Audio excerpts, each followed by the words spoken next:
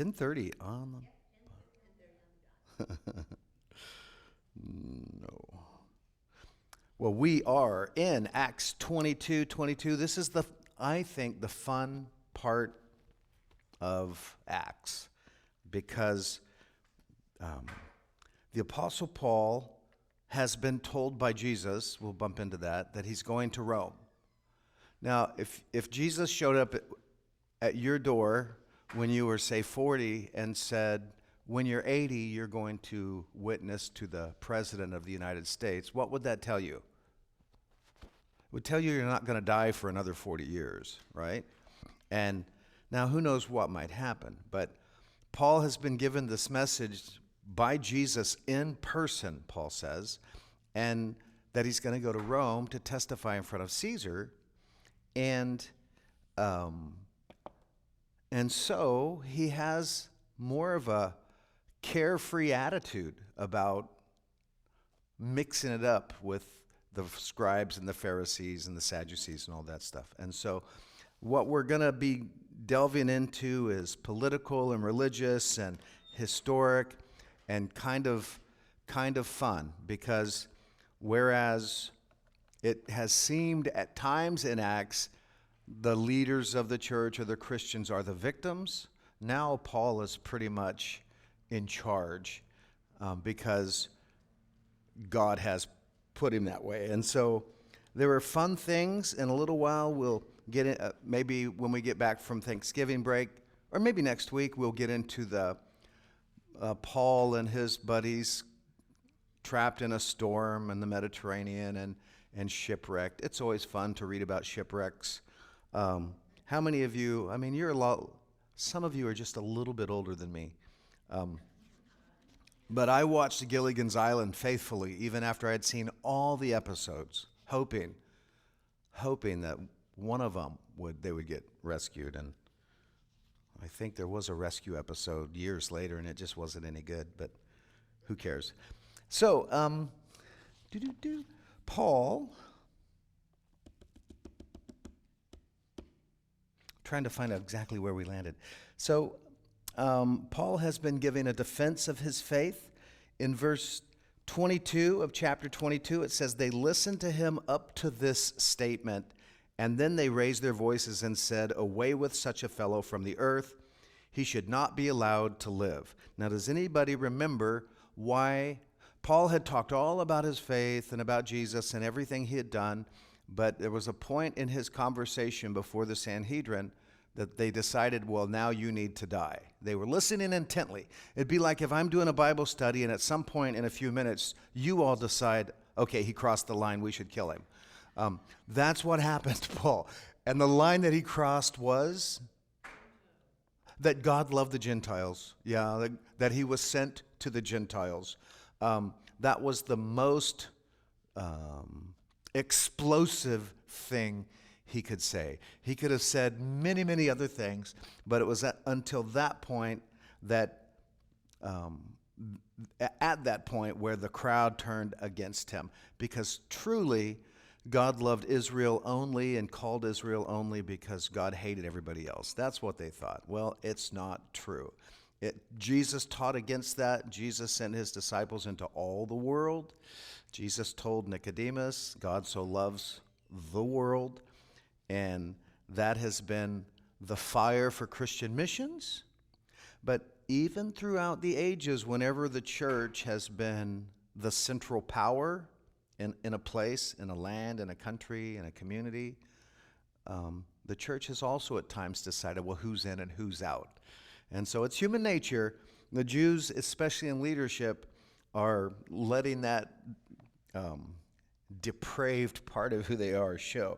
So Paul has said, God wanted me to go and share this to the Gentiles, and the whole crowd said, okay, you crossed the line, buddy. It's time to die. Verse 23, as they were crying out and throwing off their cloaks, and that would be funny in this group too, if you all got so angry you stood up and started throwing off your jackets and everything, and tossing dust into the air. Doesn't that sound like something that would be fun to watch? Just like, they're just nuts.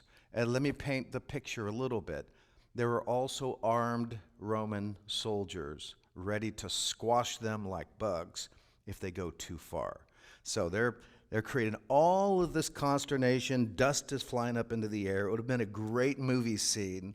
Verse 24, the commander ordered him to be brought into the barracks. So the Romans begin to protect Paul. The pagans are now on the side of Jesus, so to speak, okay? The Romans are going to protect him. And stating that he should be examined by scourging so that he might find out the reason why they were shouting against him that way. Any of you school teachers? Grade school teachers? Junior high school? Okay. Did you ever keep the whole class over from like recess because one kid did something wrong and you didn't know who it was?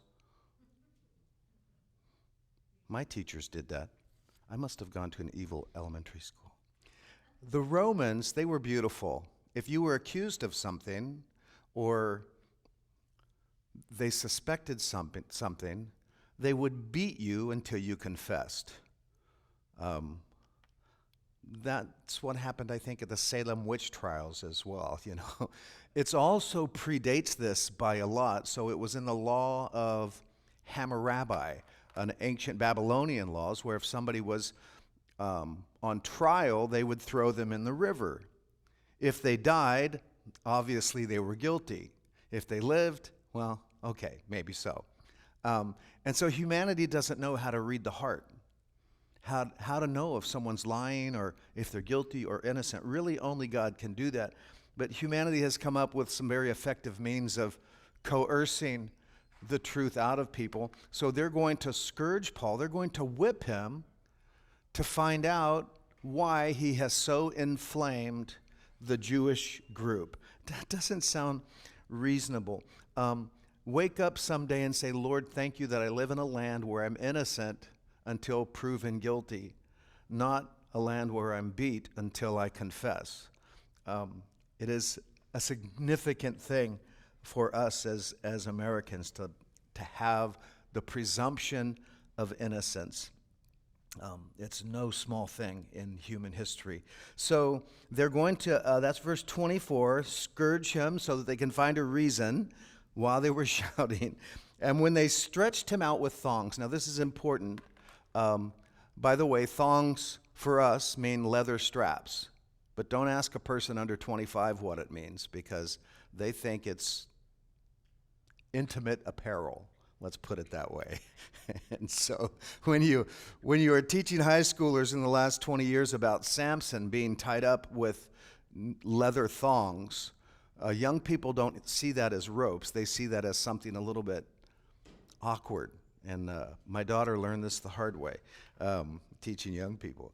So Paul is brought into protective custody. He's stretched out to be scourged. Let me ask you a question. Why has he not yet said, hey, I'm a Roman citizen? Because I would have said that early on. I would have pulled out my card.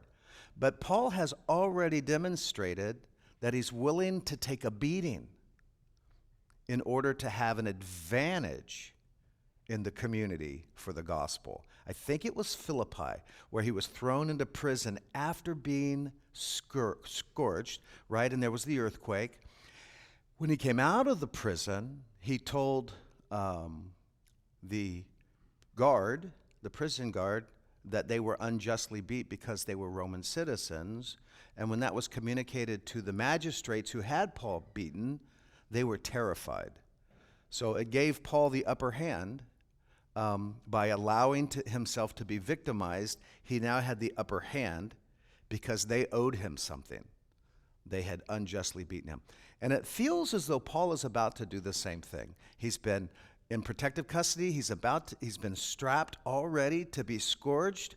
And then Paul says, so he's, the big, ugly, muscle-bound guy with the whip is about to approach Paul's back. And Paul says, ever so cordially, is it lawful for you to scourge a man who is a Roman and uncondemned?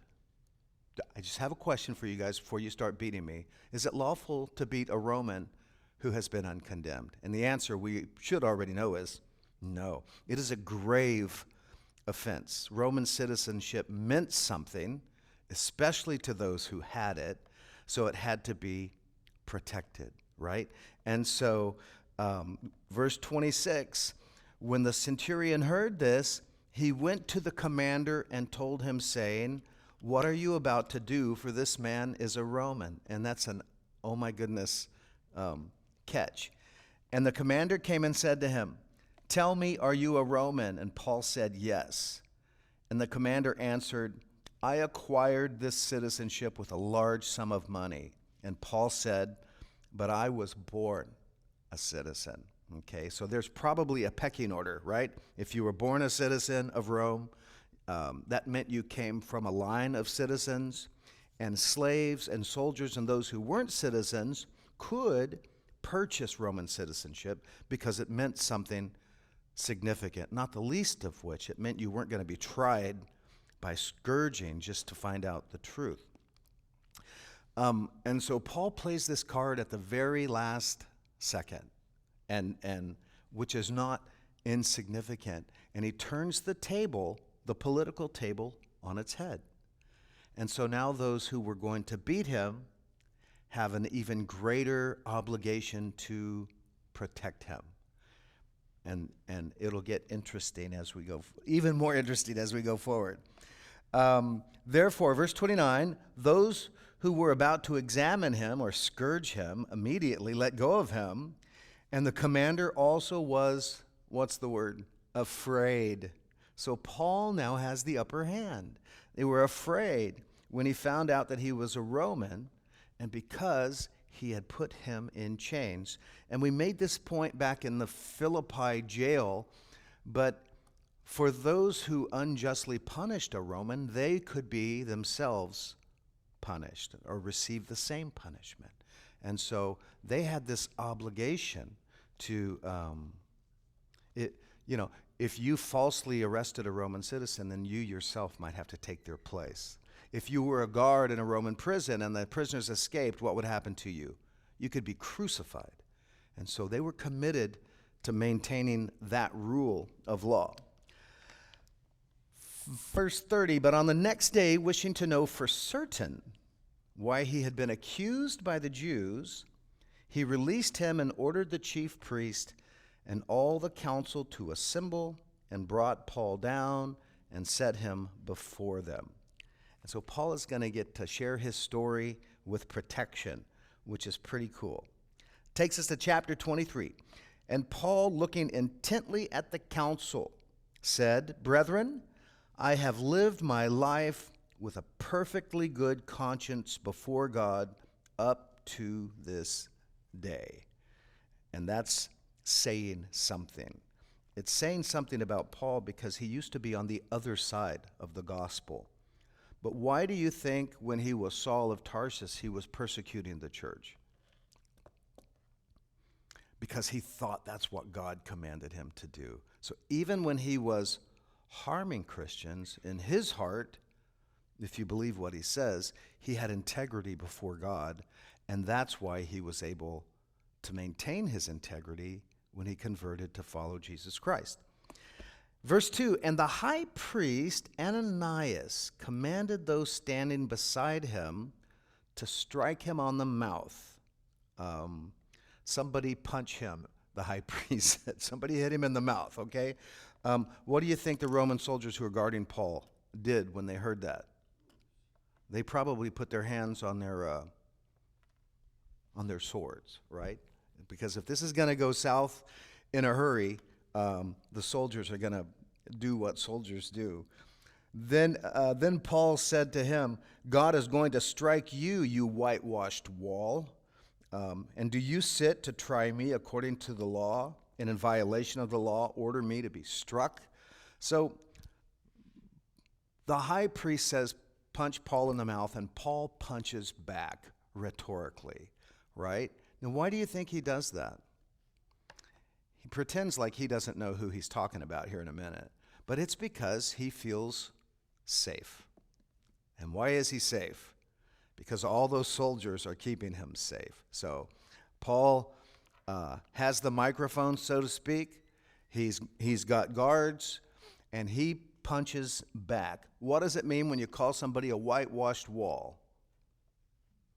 means they're clean on the outside, but filthy on the inside. Jesus called the Pharisees and scribes whitewashed sepulchres, right? Beautiful graves on the outside, but on the inside, you're full of rotting bones. And so Paul uses the same punchback, and trust me, Ananias the high priest was never talked to that way until Paul came to town. And so he punches back. And then here's what follows. I'm not sure how I take it. But the bystanders said, "Do you revile God's high priest?" And something is totally upside down. This man is supposed to be God's high priest, but Paul is God's apostle. And it's upside down. But even David, King David, when Saul, who was king, was hunting him to kill him, when Saul had essentially begun to even serve the devil, right? Saul had gone so bad that he killed God's priests, slaughtered them. But David wouldn't kill him because David said, I should not touch God's anointed. So if Saul was anointed by the prophet as king, David wasn't going to harm him, even though. So the standard was high to respect leadership that God had put in place. And so the bystanders said, do you know who you're talking to? This is God's high priest. And Paul said, I was not aware, brethren, that he was the high priest. For it is written, you shall not speak evil of a ruler of your people.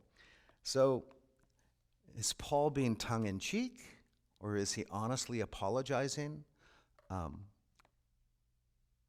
Paul is certainly aware that the high priest of Israel at this time, these are the same people that crucified the Lord. And so I would say it's a little tongue-in-cheek. Oh, if I'd have known he's the high priest, I wouldn't have said that. But he did, and he would probably say it again. So, verse 6, perceiving that one part was Republicans and the others were Sadducees and Pharisees. Okay, it's so close to the election, right? Paul began crying out in the council, brothers, I am a Pharisee, a son of a Pharisee, and I am on trial for the hope and resurrection of the dead. And he lobs a theological grenade into the crowd, and it immediately, of all the people that want him dead, let's say everybody wants him dead, now only half of them want him dead because he's on the side of the other half.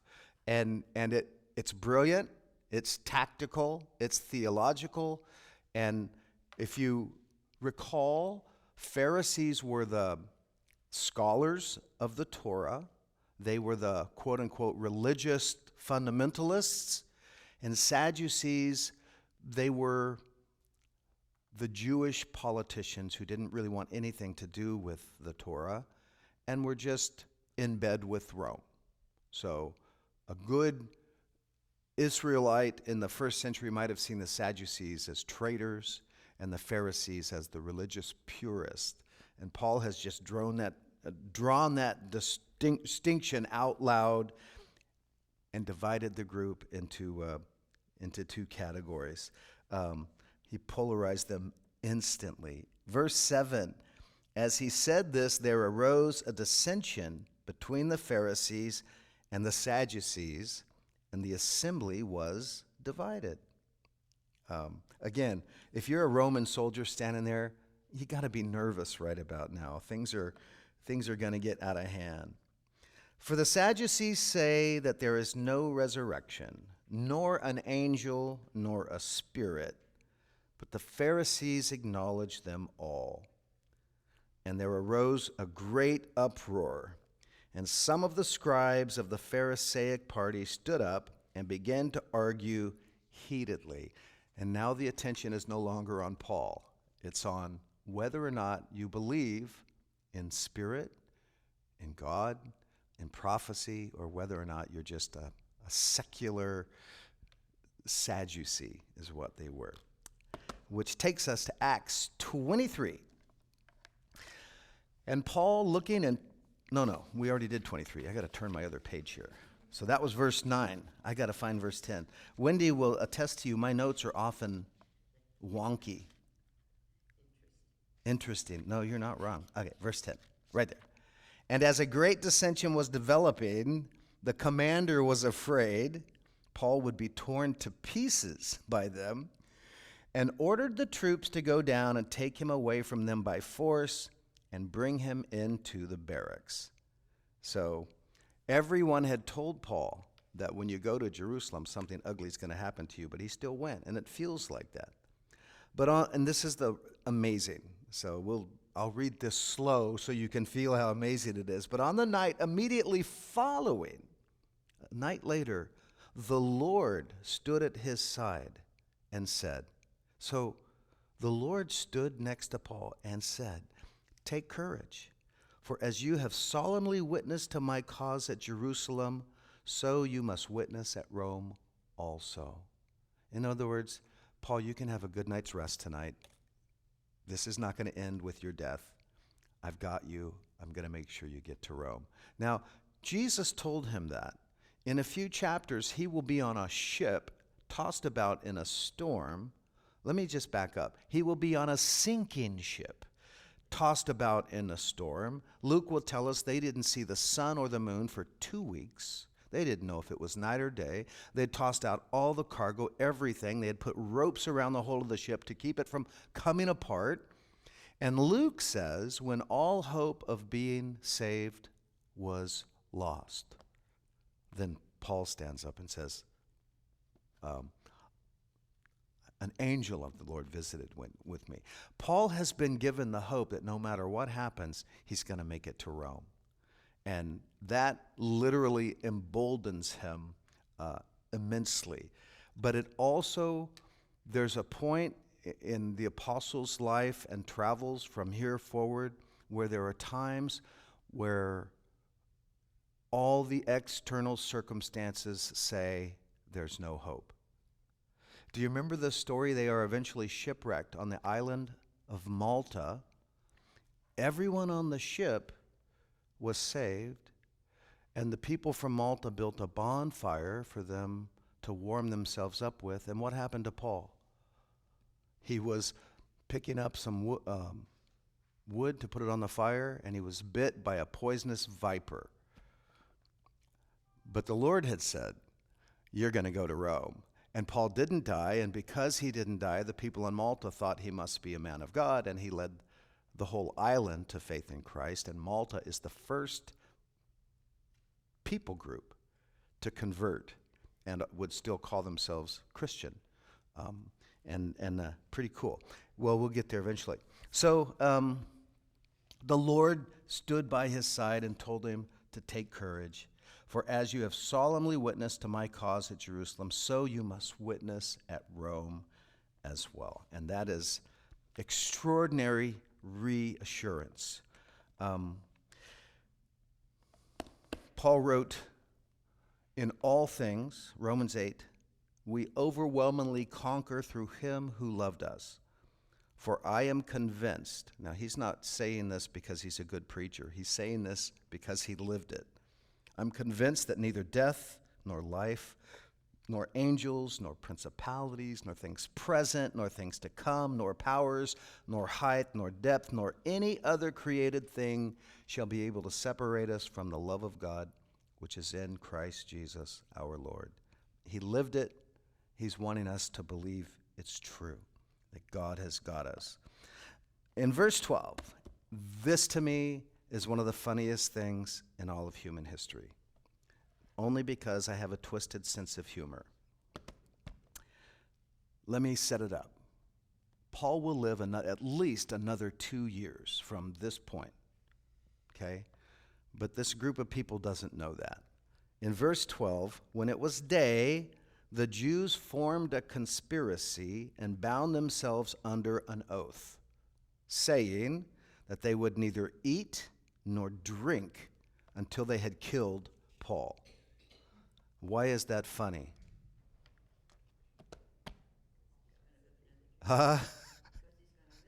they're going to get really hungry. Every one of them is going to break their oath. First, the drinking part, because in about 3 days when they've had nothing to drink, they're going to be like, okay, well, at least I'll have something to drink. Okay. And how long they can go without eating, or how committed they are as a group, because they take their oaths seriously. It's usually an oath under God, right? A sworn statement that we're not going to eat or drink until this man is dead. And this man does not die very soon. So I think it's funny, and I think it's funny on the level of every day they get a little more miserable, a little more desperate, but God is not going to let them kill the Apostle Paul, and they have sworn an oath. So every one of them are going to become oath breakers, and I would love to see I'd love to see a movie or something where it just kind of fleshes that out in real time. It'd be I don't know. I just think it's hilarious. David, the psalmist, would have thought it was hilarious too. He wrote, "Why do the nations," I'm going to paraphrase, "act in vain? The one who sits in the heavens laughs at them." God scoffs at humans when humans say we're going to undo what God has done, or we're going to defy the Lord. And that's exactly what happens. And that's why I think it's kind of silly. No weapon formed against you shall prosper. That's in the New Testament as well. So God has got Paul's back. These 40 men, these zealots, have taken an oath to kill him, and they're just not going to be able to do it. Oh, that was Psalms 2. Why are the nations in an uproar and the peoples devise a vain thing? The kings of the earth take their stand, and the rulers take counsel together against the Lord and against his anointed. Let us tear their fetters apart and cast away their cords. He who sits in the heavens laughs. The Lord scoffs at them. So there you go. Verse 14. And they came to the chief priests and elders and said, "We have bound ourselves under a solemn oath not to taste nothing until we have killed Paul." Well, they've already dropped the not drink anything. So that gets desperate fairly quickly.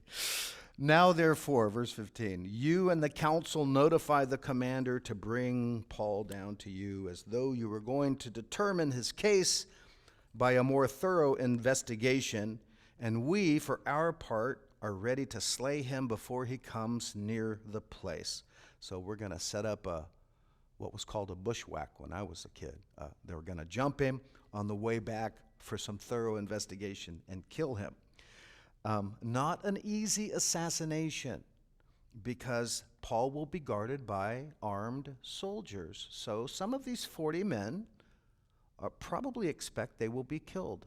That informs you the seriousness with which they take in their oath. It also enhances the funny part, that they're going to get really, really hungry before all this is said and done.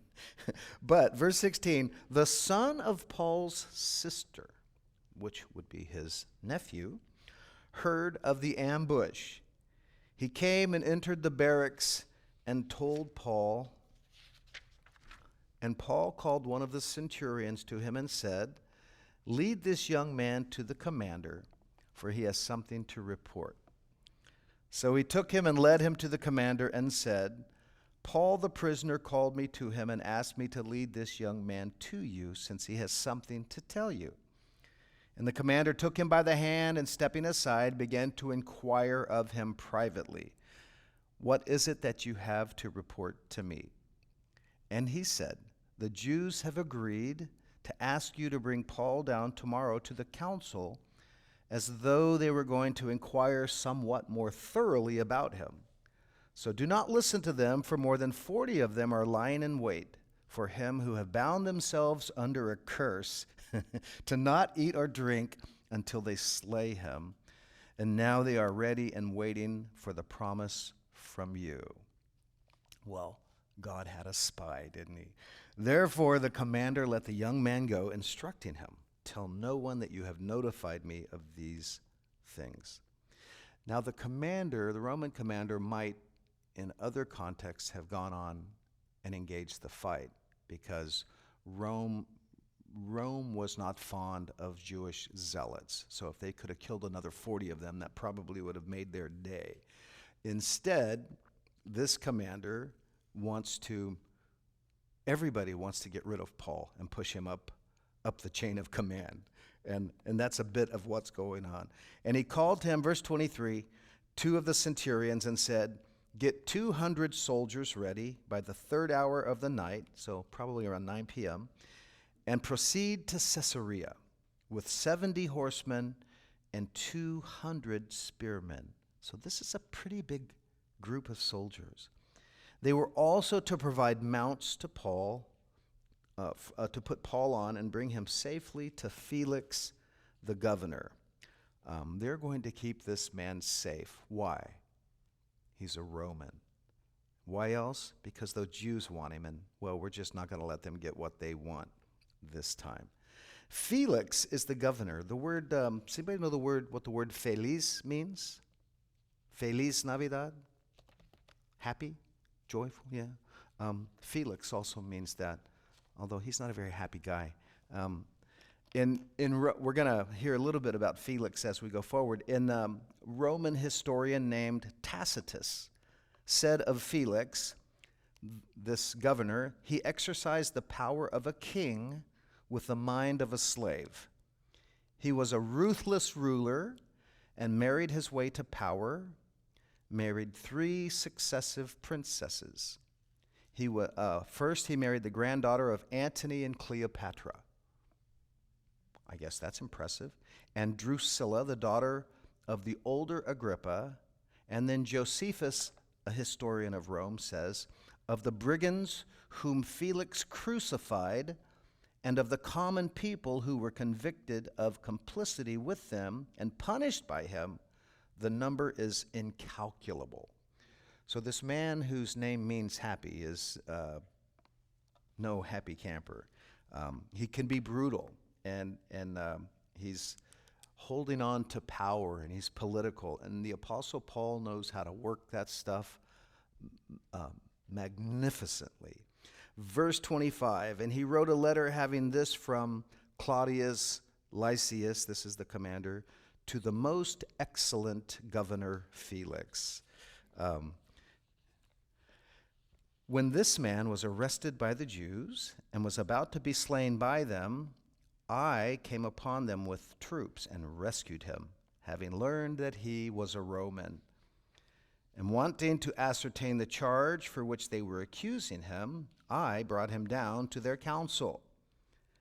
And I found him to be accused over questions about their law, but under no accusation deserving death or imprisonment. And when I was informed that there would be a plot against the man, I sent him to you at once, also instructing his accusers to bring charges against him before you. It's interesting in this letter that the commander is writing to Felix that he uses the letter I so much, but he's trying to tell his superiors that he's been a good soldier. Verse 31, "So the soldiers, in accordance with their orders, took Paul and brought him by night to Antipatris, but the next day, leaving the horsemen to go on with him, they returned to the barracks." And so, all in all, they're going to be traveling a little over 50 miles, I think, to get to Caesarea.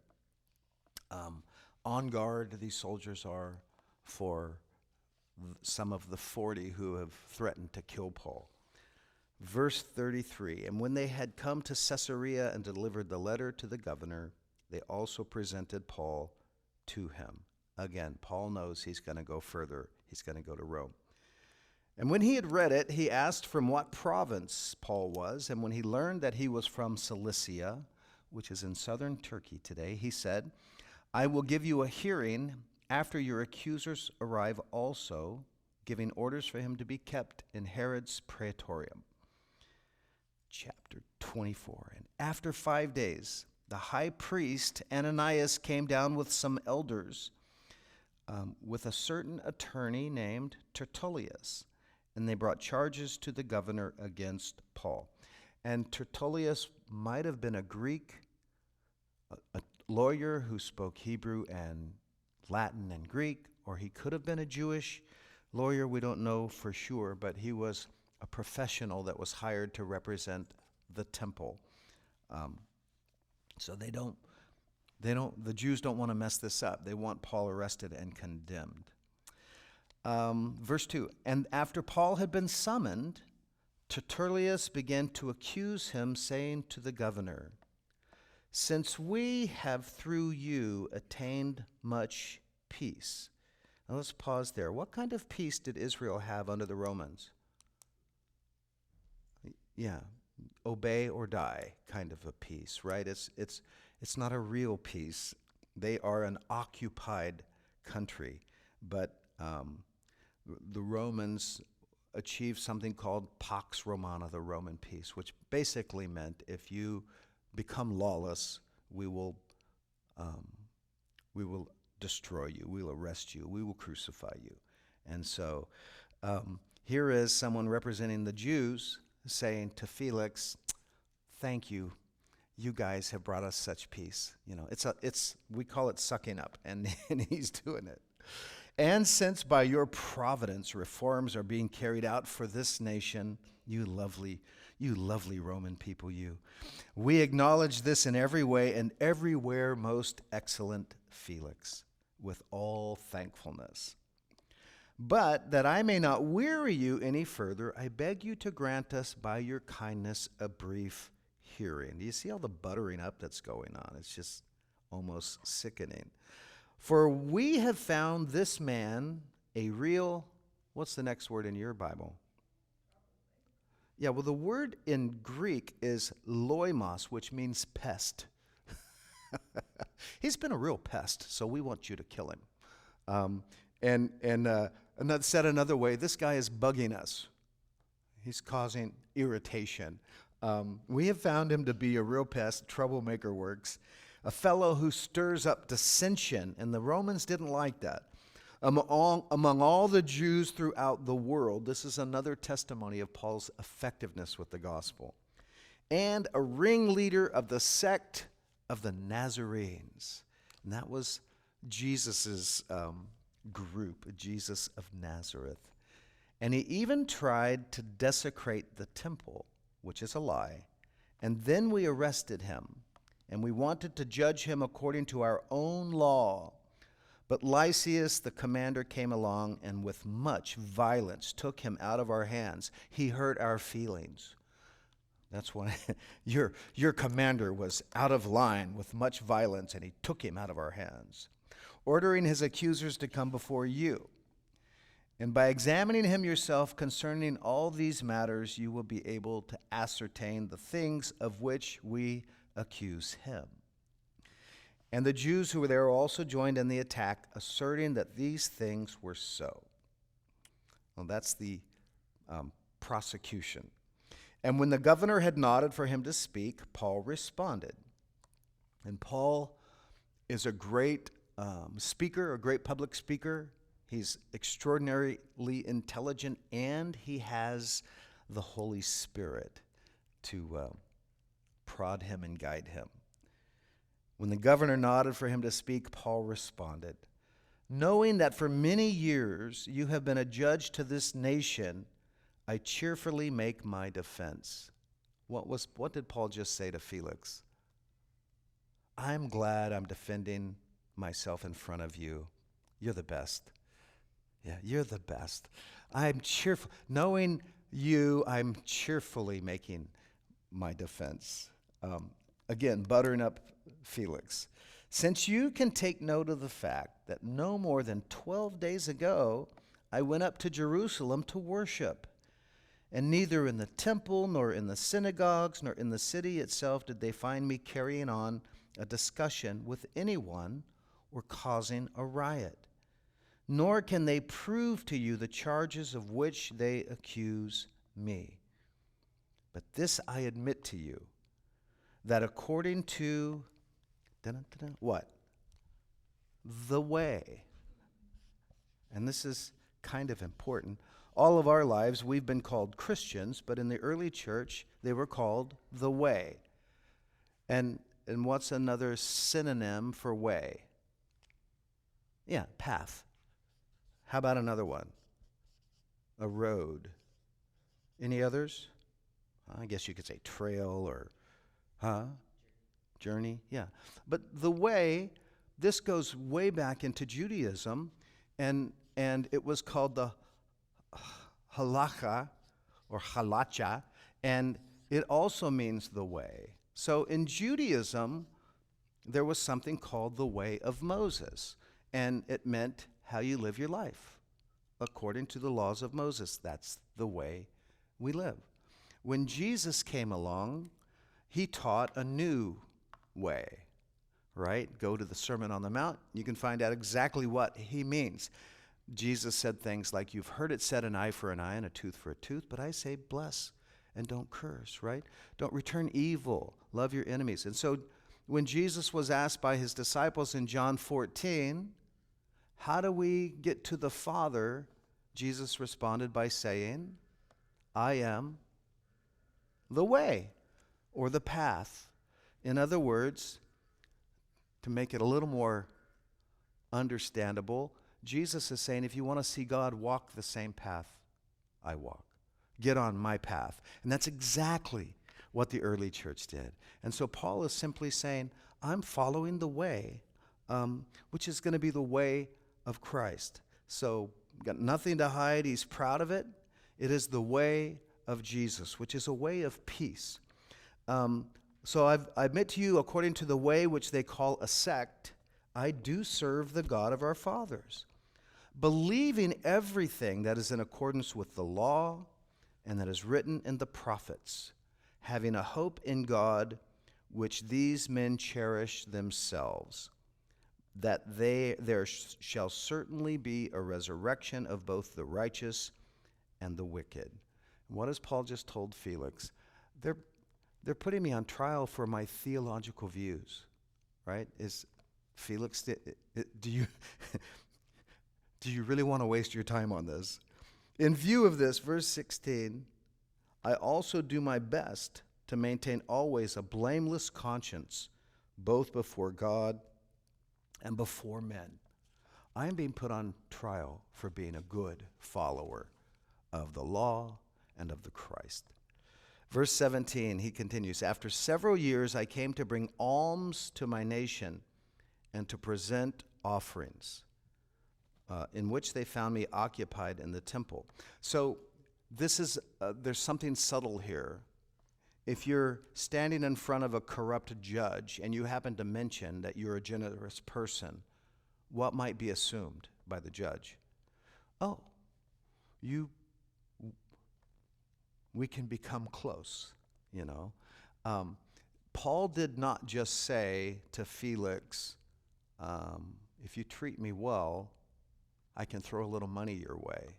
But Felix is thinking it. How do I know? Because it shows up in a few more verses where Felix keeps coming to visit with Paul, hoping to get a little of those alms that Paul is carrying around. I don't know if this means that Paul is wealthy, but he is a tent maker.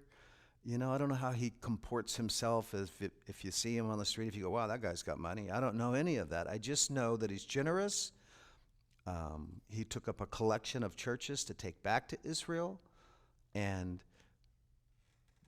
the leadership, the governor sees an opportunity maybe to get some gold, which doesn't hurt Paul's chances for survival. So I came to bring alms and offerings, in which they found me occupied in the temple, having been purified without any crowd or uproar. Nobody said boo. But there were certain Jews from Asia, or outsiders, who ought to have been present before you and to make accusation, if they should have anything against me. And what Paul has just said is, I'm being accused, but the people who are accusing me are not my true accusers. And Rome at least wanted the accusers to be present. Verse 20, or else let these men themselves tell what misdeed they found when I stood before the council, other than for this one statement, which I shouted out while standing among them. For the resurrection of the dead, I am on trial before you today. Why did they hate Paul? Two things: for being an apostle to the Gentiles and for believing in the resurrection. And so they wanted to kill him. But those two things are not punishable by death for a Roman citizen. And so it is deja vu. They are trying to get him executed by lying about him, just like they did about Jesus. Verse 22, but Felix, having a more exact knowledge about the way, so Felix knew about Christianity, put them off, saying, when Lysias the commander comes down, I will decide your case. And he gave orders to the centurion for him to keep in custody and yet have some freedom, and not to prevent any of his friends from ministering to him. So it would appear that Paul is no longer being mistreated, but he's under some sort of a guard in custody. He's got an ankle bracelet. He can go to Walmart, but that's it. And it's okay if his friends, and there will be Christians and Luke and others who are around him to help him in this difficult time. And this same Paul, who when he was in prison in Philippi after having been beaten, was singing hymns and songs at midnight, remember? He's probably having a good time. He's probably, every day is a service of worship for Paul, and he's spreading the faith no matter what. Can you imagine having been a Roman soldier chained to the Apostle Paul? If you didn't convert to faith in Christ, you would have been among the most miserable human beings, for sure. Some days later, Felix arrived with Drusilla, his wife, who was a Jewess, and sent for Paul and heard him speak about faith in Christ Jesus. What is Paul getting to do? Share the gospel. Who's he sharing it with? The upper crust folks, the people in charge. Drusilla, a lot was written about her in history. We get, it's not true in all of the biblical stories from Genesis to Revelation, but within Acts, we have contemporary historians in Rome who are attesting and sharing information about the stories in the gospel. And so we can read those ancient Roman historians and then run them parallel. And we learn a lot about Drusilla and about this family with Felix and the Herods and all of that. And I've got a big paragraph I could read. Suffice it to say, I won't. But they were messed up people. They had all married their cousins and killed their nephews and brothers and sisters. And it's twisted. They were as corrupt and bankrupt in their relationships as any group ever was. And it's interesting, why did John the Baptist lose his head? Because he had accused the king of unrighteousness. He'd called him out. And Paul is about to do the same thing. If you look at verse 25, he's talking to Felix and Drusilla and all of these people, and he was discussing righteousness, self-control, and the judgment to come. So Paul wasn't just saying, give your heart to Jesus and live happily ever after. He was also saying to them, I know what kind of immorality you all are engaged in. And God knows, and God sees, and God will hold you accountable. And why can Paul speak with such fighting words? He can say things that might normally get him killed, but God has told him, well, you're going to Rome. And so he no longer has to have a political filter if he doesn't want to. So Paul is speaking about judgment and self-control, sin and all that stuff. Felix became frightened and said, go away for the present, and when I find time, I will summon you. Or, you're starting to bug me, dude. You're getting under my skin. Verse 26 then is what I referenced earlier. At the same time, he was hoping that money would be given him by Paul. And so he knows Paul has access to funds. And he knows Paul's generous. And he's holding Paul, who knows how long, in the hopes that Paul might throw some money his way and grease the skids, as it were. And probably Paul could have raised a good deal of money to buy his freedom if he had wanted to. Therefore, he also used to send for him quite often and converse with him. Now, I like to do the Paul Harvey thing and talk about the rest of the story. Let's fast forward, and now Felix is dead and he's standing before God. What kind of a defense do you make of yourself when you had the Apostle Paul, witnessing to you in person and telling you about Christ and how to live and all that stuff? That must have been a wee bit uncomfortable as well. Verse 27, and this completes the funny part. After 2 years had passed. So we know 40 guys haven't eaten or had anything to drink for 2 years. They've all died, or they've all broken their oath. After 2 years had passed, Felix was succeeded by Porcius Festus. Festus is another fun word, which means joyful. How these guys got their names, I don't know, but they were neither happy nor joyful people. Wishing to do the Jews a favor, Felix left Paul imprisoned. That line, wishing to do the Jews a favor, is interesting. Does it remind you of anything? When Jesus was being charged by Pilate, wishing to do the Jews a favor, he released who? Barabbas. And so you can see the politics that are being engaged. Felix is holding Paul, but doesn't mind if the Jews throw him some money and some respect, or if Paul does. And so Felix was called to Rome at this point, and some think it was during these 2 years while Paul was there in prison but protected. Some think that's when Luke, who was with Paul, began to travel through the area and write the Gospel of Luke.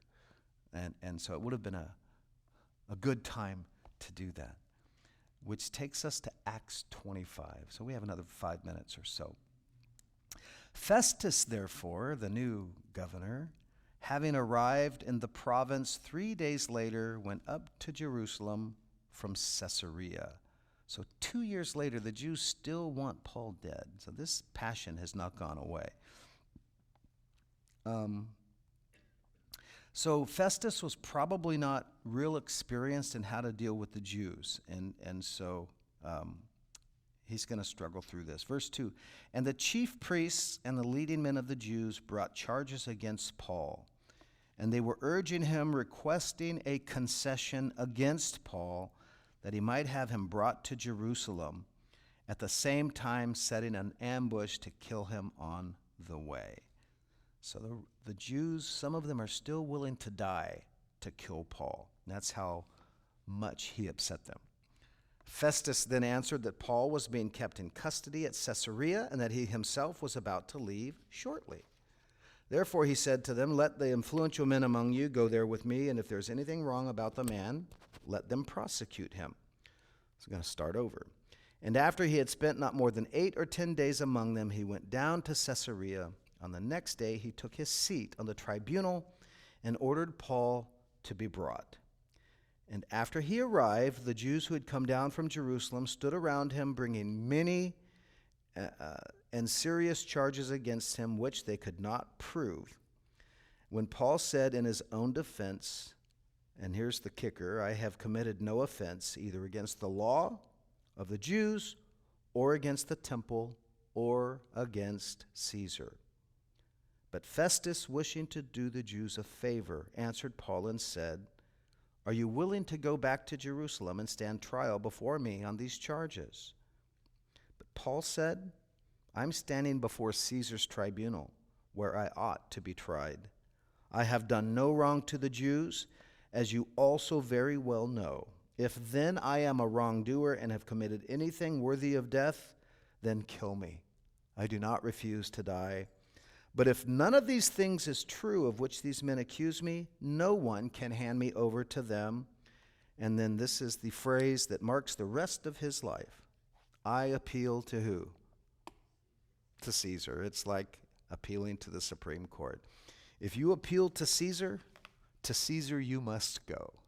And so Paul dropped that bomb knowing exactly what it meant, and the rest of Acts is really going to be what happens in light of that appeal.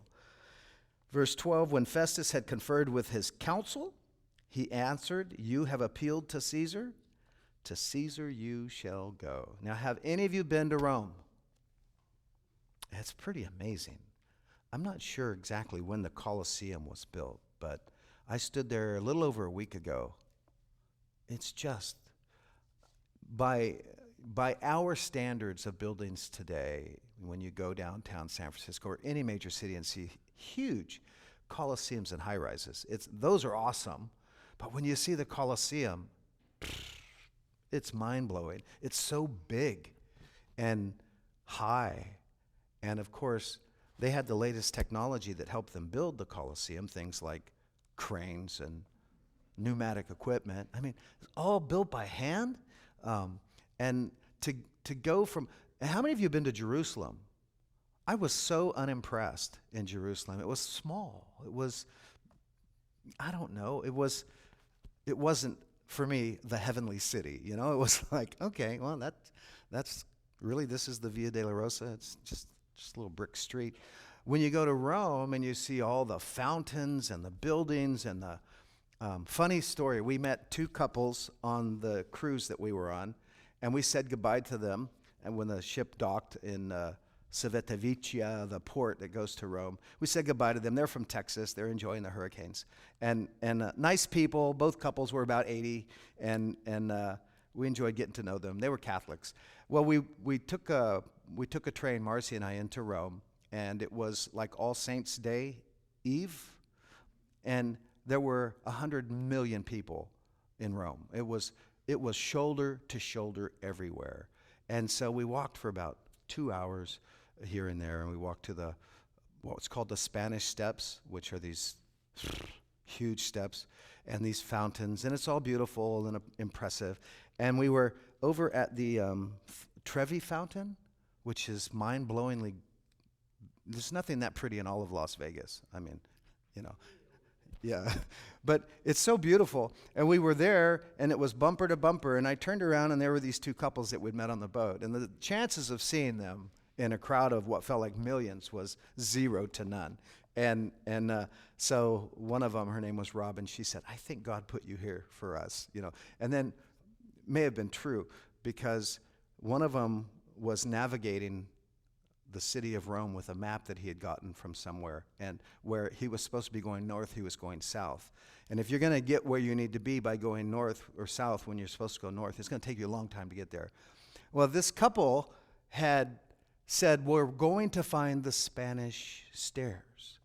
And Marcy and I had just been there, and the man who was holding the map said, "It's that way." And I knew it was that way, but I didn't want to embarrass him. And so I asked Siri to tell us how to get there on my phone, and of course she told us to turn around. We got them there. Well, they had been searching for a couple of hours for the Spanish Steps, but here's the funny thing. They had climbed down them from their hotel room to get down to the fountain and didn't even know, and it was really funny. On that day, I had to walk around 12 miles, and I'm not a walker. I like to ride. I like to sit and ponder walking people. Ever since I was little, I'd rather sit and watch people run than get out there and run. Marcy is a walker and a runner, so it's not a happy marriage at that point. Everything else about the marriage is great, but anyway, I used to say, "Go walk. I'll be here when you get back." And now it's like, "Come with me," and it's nothing but pain and misery. But we did end up getting this couple who were lost in Rome, these two couples, back to their hotel room.